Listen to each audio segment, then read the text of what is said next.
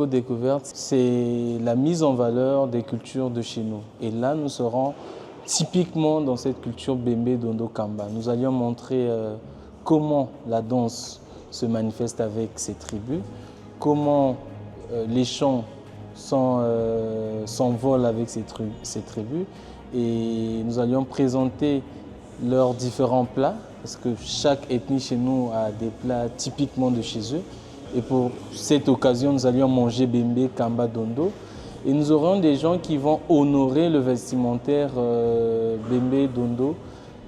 Et pour rajouter du sel à cet événement, parce qu'on sait que c'est déjà très bien organisé, nous avions invité une artiste qui, on dira, est tradi moderne parce qu'elle ramène ce côté traditionnel dans le modernisme aujourd'hui musical.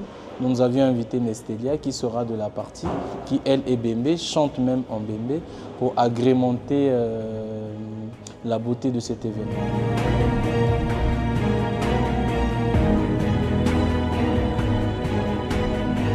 Bon, l'importance de Zoco-Découverte, c'est un retour à l'essence même de notre pays.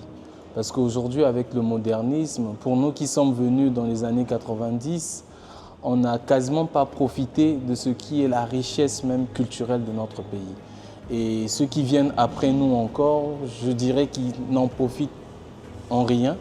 Et je pense qu'avec ce type d'événement, pour les adultes, nous, pour les enfants, ça nous remet dans cette expérience qui a été vécue par nos aïeux et qui dirait celui qui connaît son histoire, celui qui connaît son passé peut avoir des bonnes avancées pour sa vie.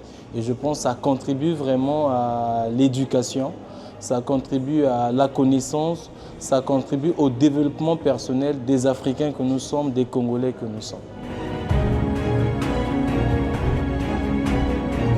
La culture, c'est ce qui nous rassemble. La culture, c'est ce qui nous rappelle que nous sommes un. Parce que oui, nous parlons là des cultures congolaises, mais ce que l'on retrouve dans nos cultures, on les retrouve dans beaucoup des pays d'Afrique. Donc c'est un événement qui unifie des peuples. C'est un événement qui nous rappelle que nous sommes un. Nous avions un même sang, nous avions une même peau. Ça peut être noir, une peau blanche, mais ça reste qu'une peau humaine. Et que dans, je pense, la création des hommes que nous sommes par ce Dieu, que je pense pour ceux qui croient existe, le but était vraiment que les hommes marchent ensemble.